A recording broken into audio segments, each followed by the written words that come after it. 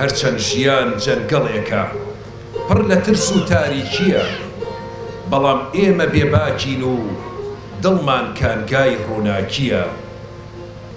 هەر کات بینیت کە سەرکردە پیرۆزتر بوو لە ناوی خوا لە نیشتمان، حیزب دەنگی دلێرتر بوو لە دادگاکان لە حکوومەت لە پەرلەمان.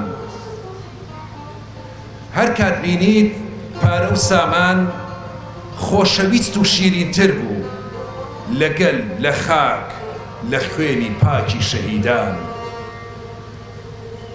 هەر کات بینیت بڕوانامە گرنگتر بوو لە معریفە و عیلم و عیرفان، کچە مۆدێل بەڕێزتر بوو لە بیرمەند و خاوەن هزر و ڕۆشنبیران.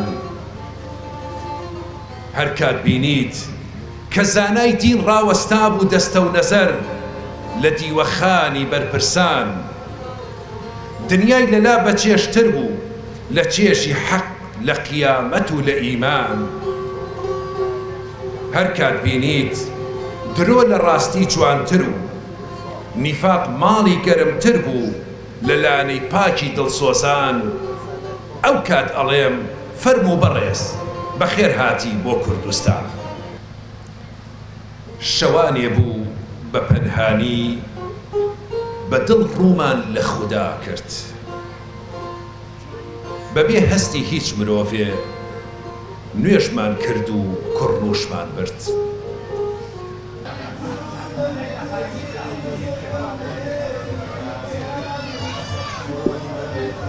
سەرەتا زۆر سوپاسی جەنابتان ئەەکەم کە ئەمڕۆ زەحمەتان کێشاوە و سوپاس بۆ بەڕێوەبەراتی ڕۆشنبیری و لاوانی هەڵەبجە کە ئەمڕۆ ئەم دەرفەتیان ڕەخسان کە بتوانم وەکو شاری هەڵەبجە یەکەمین جار کتێبەکەم لەوێ چاپ بکەم و کتێبەکەم بە ناوی ڕووی دۆمی بێدەنگی کە کۆمەڵێکە لە شیعرەکانم لە شیعرەکانی ساڵانی ڕابردوو ڕاگوزەرێک بەناو ئەو خۆشیەکان و ناخۆشیەکان و هەموو ئەو شیعرانم لە دووتوی کتێبێکا کۆ کردوێتەوە و ئەمڕۆ لێرە هەم وەکو کۆڕێک ساز کراوە و هەروەها لێرەش پێشکەشی ئامادەبوانی بەڕێزیەکەم.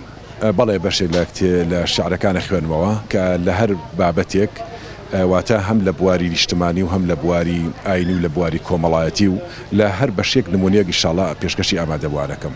بەڵێ زۆر ڕێژەیەکی زۆری کێشم هەیە لە شیعرەکانم، بەڵام ئەمە وەکو یەکەم دەستپێک ئینشاءڵڵا چەند بەرهەمێکی کەشی بەدووادا دێت. ئێستا حالیەن هەر ئێستا بەرهەمێکم ئامادەیە بۆ چاپ، ئینشاءڵڵا لە داهاتووە چاپێکەمەویش. بەڵێ ئەمە یەکەمین بەرهەممە. سەمای ئەوینی بۆ ئەکەین ئەو گۆرانیەی کە زۆر سەختە کرێت. زۆر سپاس بۆ هەموو لای.